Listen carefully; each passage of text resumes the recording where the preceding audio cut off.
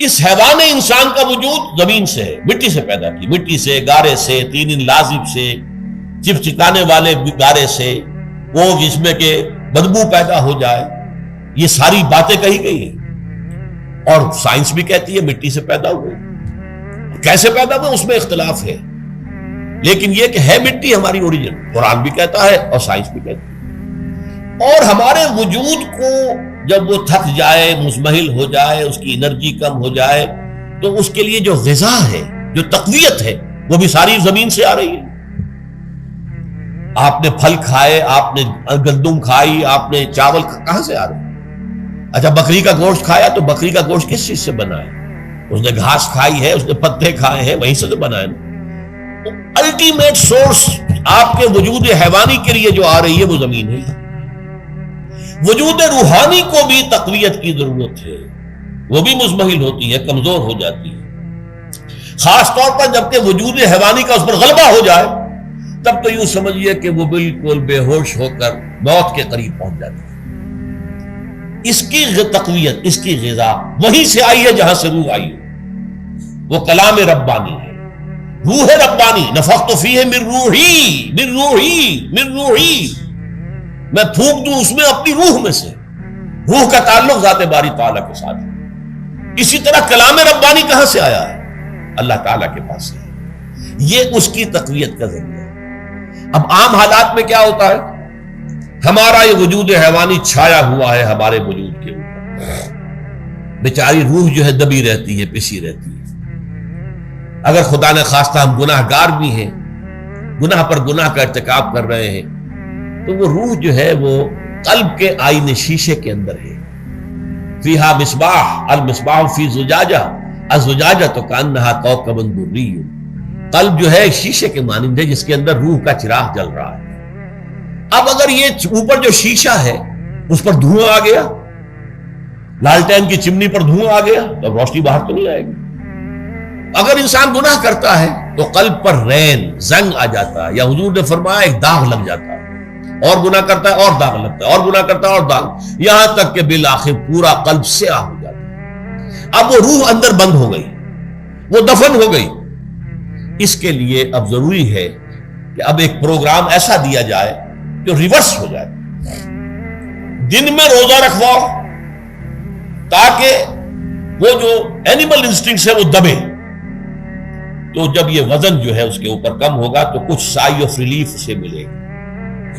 جیسے بے ہوش آدمی پڑا ہے، اسے کوئی ہلکا سا ہوش آ رہا ہے، آپ نے پانی کے کچھ چھینٹے دیے، اس کے بعد آپ نے رات کو کھڑے ہو کر قرآن کے انوار کو اتارا، بارش برس رہی ہے روح انسانی کے اوپر، قلب روحانی، قلب انسانی کے اوپر، جس میں کہ وہ روح جو ہے وہ دفن، وہ زندہ ہوگی اثر نو، ہوش میں آئے گی، اور ہوش میں آئے گی تو دو کام ہوں گے۔ ایک تو اسے قرآن کی عظمت کا احساس ہوگا، یہ قرآن میری حیات تازہ کا ذریعہ بنا ہے، میں دب گئی تھی، میں پس گئی تھی، میں بے ہوش تھی، میں نیم مردہ تھی، اس قرآن کی بارش نے، یہ ترشح جو ہوا ہے مجھ پر، اس نے مجھے حیات تازہ عطا فرمائی۔ یہ جو قدر کا احساس ہوگا قرآن کا، لعلکم تشکرون، تاکہ تم قرآن کی عظمت سے واقف ہو۔ ایک انسان بھوک کی وجہ سے اس کا شوگر لیول اتنا گر گیا کہ بے ہوش پڑا ہوا، اب ظاہر بات ہے کہ آپ اسے کچھ پانی کے چھینٹے دیں گے تو کچھ ہوش میں آئے گا، پھر غذا دیں گے تو اب وہ پوری توانائی پر آئے گا، تو معلوم ہوگا اسے اس غذا کی کیا قدر و قیمت ہے۔ اگر آپ کو بھوک ہی نہیں لگتی تو غذا بے معنی شے ہے، پیاس ہی نہ لگے تو آپ کو کیا معلوم کہ اس پانی کے اندر کتنی بڑی عظمت ہے، یہ میرے لیے کتنا بڑا انعام و احسان ہے اللہ کا۔ وہ تو پیاس پر، جان پر بنی ہوئی ہو، اور پیاس اس وقت آپ کو ایک گھونٹ پانی کوئی دے دے تو آپ کو معلوم ہوگا دنیا و مافیا سے بڑھ کر ہے یہ ایک گھونٹ پانی جو مجھے ملا۔ اسی طرح جب روح دبی ہوئی تھی حیوانی وجود کے بوجھ تلے، جبکہ وہ نیم خابیدہ یا نیم بے ہوش یا بالکل بے ہوش تھی، وہ دن میں تو روزہ رکھ کر اس پر سے حیوانی وجود کا وزن کم کیا گیا، اسے ایک ریلیف ملی۔ رات کو قرآن مجید کے انوار و برکات اس میں جذب کیے گئے تو اس کو پوری توانائی حاصل ہوئی۔ اس پوری توانائی کا پہلا نتیجہ تشکر، قرآن کا شکر۔ الحمدللہ الذی انزل علی عبدہ عبدہ الکتاب ولم یجعل لہ عوجا، پھر وہ قلب کی گہرائیوں سے نکلے گا۔ سارا شکر اس اللہ کے لیے جس نے اپنے بندے پر صلی اللہ علیہ وسلم کتاب نازل کی اور اس میں کوئی کجی نہیں رکھی، کسی طرح کی ایش پیچ نہیں۔ یا تبارک الذی نزل الفرقان علی عبدہ لیکون للعالمین نذیرا، بڑی بابرکت ہے وہ ذات جس نے اپنے بندے پر فرقان نازل فرمایا تاکہ وہ تمام جہان والوں کے لیے نذیر اور خبردار کرنے والا بن جائے۔ یہ قرآن کی عظمت کا احساس، اور ظاہر بات ہے جس قدر کسی نعمت کی قدر و قیمت کا احساس ہوگا اسی قدر تو آپ شکر ادا کریں گے۔ اگر آپ نے کسی بچے کے ہاتھ پر ہیرا رکھ دیا، اسے کیا پتا یہ ہیرا کس بلا کا نام ہوتا ہے، وہ سمجھے گا کانچ کا ٹکڑا ہے۔ لیکن اگر کوئی واقعتاً کوئی جوہر شناس ہو، جوہری ہو، اس کو آپ ہیرا دیں گے تو اسے معلوم ہے کہ مجھے کیا چیز دی گئی ہے، اس کے اندر جو شکر پیدا ہوگا وہ اس بچے کے اندر تو نہیں پیدا ہو سکتا جسے معلوم ہی نہیں۔ تو قرآن مجید کی اصل عظمت سے انسان واقف کب ہوگا؟ جبکہ اس کے ذریعے سے اس کی روح کو ایک حیات تازہ مل جائے اور اس طرح وہ پروگرام ریورس ہو جائے جو عام طور پر چل رہا تھا، ساری توجہ اپنے جسم پر، اس کے تقاضوں پر۔ جسم میں تھوڑی سی پھنسی نکل آئی ہے، بھاگ رہے دوڑ رہے ہیں اس کے علاج کے لیے، کوئی اور مرض لاحق ہو گیا، بھاگ رہے ہیں دوڑ رہے ہیں اس کے علاج کے لیے، بڑی بڑی فیسیں بھی دے رہے ہیں، ساری جسم کی پرواہ ہے۔ روزانہ نہا رہے ہیں اور اچھے سے اچھا صابن لا کر نہا رہے ہیں، وہ جسم کی پرواہ ہے نا، اس کی دیکھ بھال ہے، روح کی طرف توجہ ہی نہیں۔ یہ ہے وہ بات جو کہی گئی ہے سورہ حشر میں، اور جسے علامہ اقبال نے پھر اپنے فلسفہ خودی کی اساس اور سورس قرار دیا۔ وَلَا تَكُونُوا كَالَّذِينَ نَسُوا اللَّهَ فَأَنسَاهُمْ أَنفُسَهُمْ أُولَٰئِكَ هُمُ الْفَاسِقُونَ۔ دیکھو اے مسلمانوں، ان لوگوں کے مانند نہ ہو جانا جنہوں نے اللہ کو بھلا دیا تو اللہ نے انہیں اپنے آپ سے غافل کر دیا، اور یہی لوگ فاسق و فاجر ہیں۔ یہ سوال پیدا ہوتا ہے کہ انسان اپنے آپ سے کہاں غافل ہوتا ہے؟ کیا اپنے وجود حیوانی سے غافل ہوتا ہے؟ کیا بھوک لگتی ہے تو وہ ادھر ادھر منہ نہیں مارتا، غذا کو حاصل کرنے کے لیے کوشش نہیں کرتا؟ پیاس لگتی ہے تو کیا پانی یا کوئی اور مشروب تلاش نہیں کرتا؟ کوئی بیماری لاحق ہوتی ہے تو کیا اس کے علاج کی طرف توجہ نہیں کرتا؟ اسے آرام کی حاجت ہوتی ہے تو آرام نہیں لیتا؟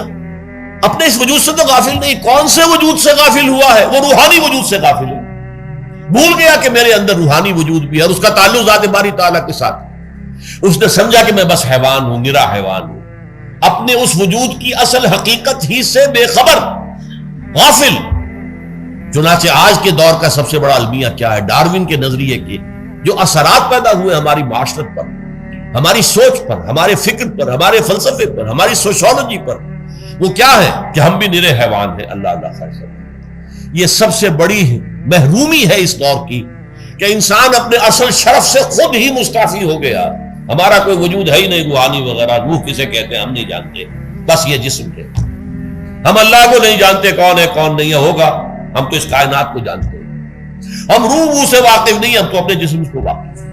آخرت سے ہمیں کچھ پتہ نہیں، شاید ہو شاید نہ ہو، کچھ پتہ نہیں، لیکن یہ زندگی تو ہے، اسے ہم جانتے ہیں۔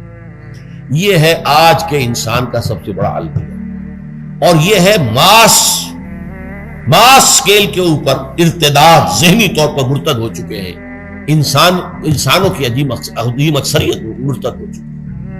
یہ ہے در حقیقت کہ روزہ جو ہے اس پروگرام کو آ کر ریورس کرتا ہے۔ دن میں کھانے پینے، جنسی تقاضے پر پابندی، وہ وجود حیوانی کا وزن کچھ کم، روح جو دبی ہوئی تھی یا سسک رہی تھی یا بے ہوش تھی یا نیند مردہ تھی، اسے کچھ ریلیف ملا۔ اب اس کے اوپر قرآن مجید کے تیرے ضمیر پہ جب تک نہ ہو نزول کتاب، گرہ کشاہ نہ رازی نہ صاحب کشاف، ہمارے دلوں کے اوپر بارش ہو رہی ہو انوار قرآنی کی۔